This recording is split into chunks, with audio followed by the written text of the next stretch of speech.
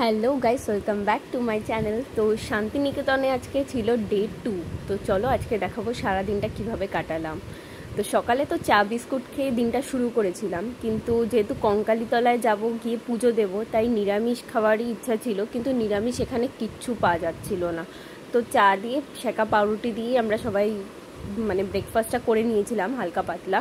তো তারপরে back to hotel, দেন স্নান করে রেডি হয়ে গেছিলাম, আর সবাই মিলে তারপরে বেরিয়ে পড়লাম কঙ্কালীতলার উদ্দেশ্যে। ওখানে গিয়ে মায়ের পুজো দেব। তো স্নান করার পরে কিছুই খাওয়া হয়নি, কিন্তু কঙ্কালীতলা যাওয়ার পথে যে রাস্তাটা পড়ে প্রচণ্ডই অবস্থা খারাপ, এতটা ঝাঁকুনি পেয়েছি আমরা রাস্তায়, বাপরে বাপ। তো যাই হোক, অবশেষে আমরা পৌঁছেই গেলাম মায়ের কাছে। আর এইখানে হচ্ছে বিভিন্ন রকম ফুলের ডালা পাওয়া যায়, যে কোনো মন্দিরের সামনে যাওয়ার আগেই এরকম দোকানগুলো পড়ে, এগুলো স্বাভাবিক। তো আমরা একটা 51 টাকার মতো ডালা কিনে নিয়েছিলাম, আর এবার প্রবেশ করলাম মায়ের মন্দিরে। খুব সুন্দর একটা পরিবেশ ছিল, শান্তিপূর্ণ একদম। আর ভিড়টা একটু কম ছিল, যেহেতু আমরা কৌশিকী অমাবস্যার পরে গেছি, তো অনেকটাই ভিড় কম পেয়েছি সেই তুলনামূলক।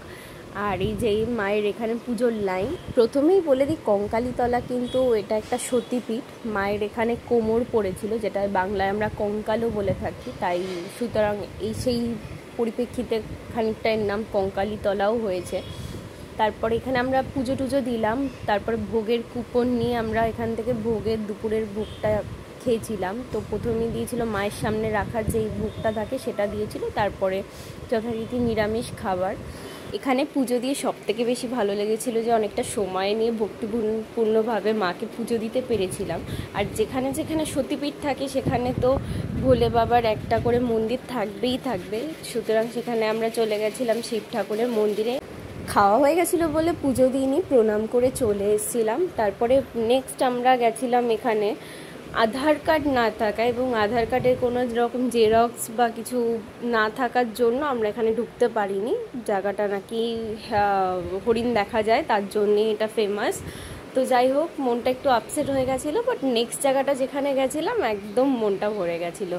তো নেক্সট হলো এই প্লেসটা। এখানে কিন্তু টিকিটও প্রচণ্ড কম প্রাইসে যাওয়া যায়, প্রচণ্ড অ্যাফোর্ডেবল একটা প্রাইসে, অনেকটা সময় নিয়ে খুব সুন্দরভাবে ঘুরে দেখা যায়। এবং এখানে বিভিন্ন রকম প্লেস আছে, যারা ছবি ফটোশ্যুট করার জন্য জায়গা খোঁজে তাদের জন্য তো এটা বলবো জাস্ট প্লেস, প্রচণ্ড সুন্দর। কিছু কিছু ডিটেলস এখানে দেওয়া আছে, সেগুলো আমি শো করে দিলাম।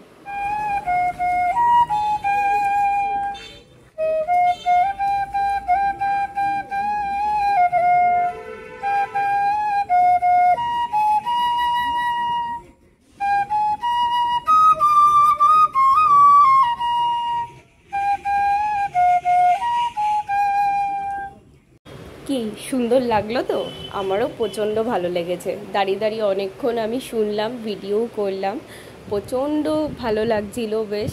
আর এই যে এখানে লোকেশন দেওয়া ছিল কোথায় কি আছে, সুতরাং এখানে ঘোরার জন্য তোমাদের খুব একটা অসুবিধা হবে না, তোমরা পেয়ে যাবে যে কোন দিকে কেমন কি ঘোরার আছে।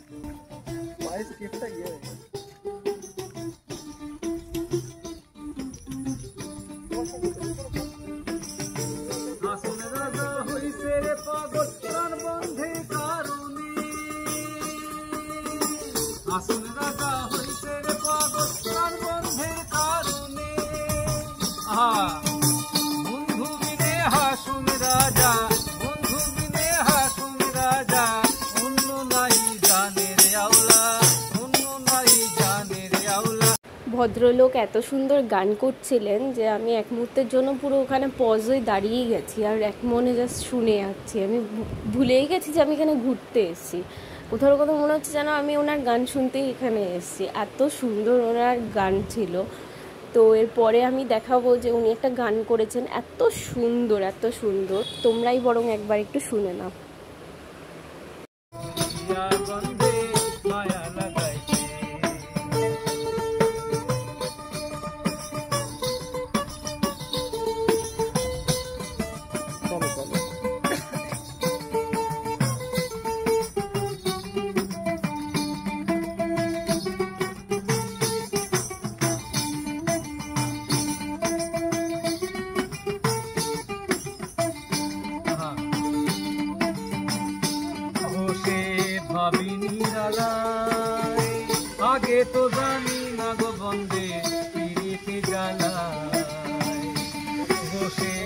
আমি জ্বালাই আগে তো জানি না গো বন্দে পিরিতি জ্বালা যেমন ইটের ভাটায় কয়লা দিয়া আগুন জ্বালাইছে যেমন ইটের ভাটায় কয়লা দিয়া আগুন জ্বালাইছে দেওয়ানা বানাইছে জাদু করিয়া বন্দে মায়া লাগাইছে জাদু করিয়া বন্দে মায়া লাগাইছে বন্দে মায়া লাগাইছে পিরিতি শিখাইছে বন্দে মায়া লাগাইছে পিরিতি শিখাইছে দেওয়ানা বানাইছে কি জাদু করিয়া বন্দে মায়া লাগাইছে কি জাদু করিয়া বন্দে মায়া লাগাইছে।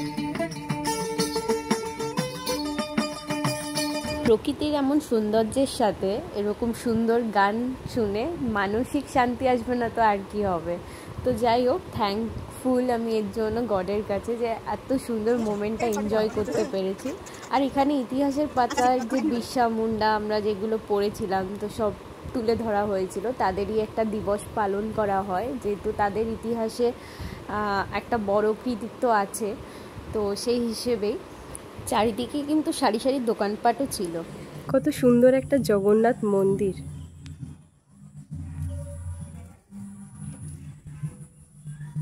জয় জগন্নাথ।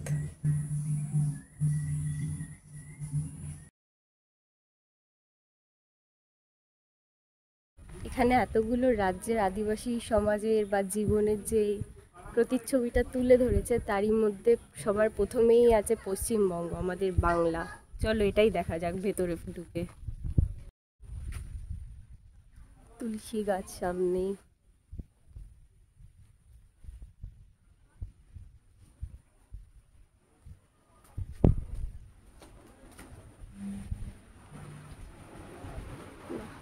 কি সুন্দর।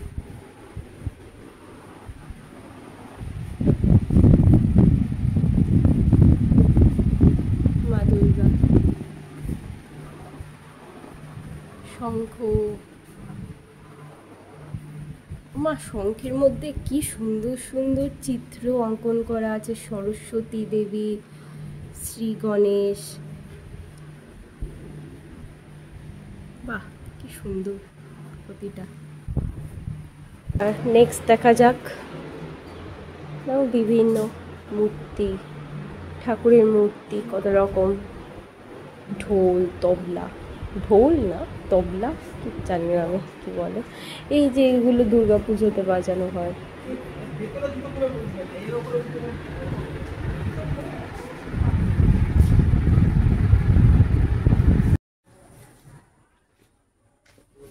And the last one, Kali ঠাকুর।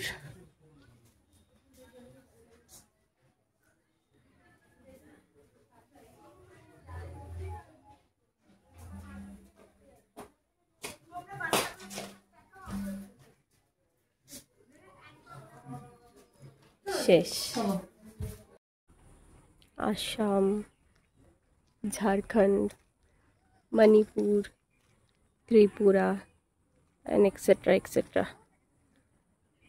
এই পুরো জায়গাটা ঘুরতে ঘুরতে প্রায় আমাদের 1 ঘন্টার উপরে কাটিয়ে দিয়েছিলাম আমরা এখানে। তো বেরিয়ে আমরা প্রথমেই দেখলাম ঠান্ডা ঠান্ডা আম পোড়া শরবত পাওয়া যাচ্ছিল। তো গরমও তো বেশ পড়েছিল, গলাটাও শুকিয়ে গেছিলো, তো ভালোই হলো আম পোড়া শরবতটা খেয়ে। আর এটা সত্যি খুবই ভালো ছিল, রিফ্রেশিং ছিল। আমাদের এই নেক্সট স্পটে যে ঘুরতে এসেছি, এখানে একটা স্টোরি আছে। এই গাছপালা এর ভেতরে একটা গ্রাম পড়ে, মেবি যদি আমি ভুল না হই তাহলে গ্রামটার নাম পলাশবনি ডাঙ্গা না সামথিং এরকম কিছু ছিল। তো বাংলা একটা সিরিয়াল হতো ইষ্টি কুটুম বলে, সেই সিরিয়ালটা আমিও দেখেছি। আর এখানে একটা ফেমাস চরিত্র ছিল যে বাহামণি, এখানেই কিন্তু সেই শ্যুটটা হয়েছিল। আর সেই বাড়িটা দেখতেই আমরা মেনলি যাচ্ছিলাম, প্লাস এখানে আরও যে গ্রামের বাড়িগুলো ছিল সেগুলো আমরা দেখছিলাম।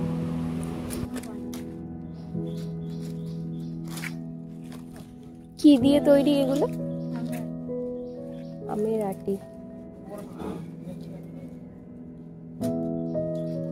আর এই সেই বাহামণির বাড়ি, যেখানে শ্যুট হয়েছিল, বাট এখন এখানে কেউ থাকে না। ভেতরটা ঢুকতেই আমি দেখলাম যে অনেকগুলো ছাগল একসাথে মিলে বেশ শুয়েছিল। তো ওটা মেনলি এখন তাদেরই বাড়ি হয়ে গেছে, তাদেরই থাকার স্থান হয়ে গেছে।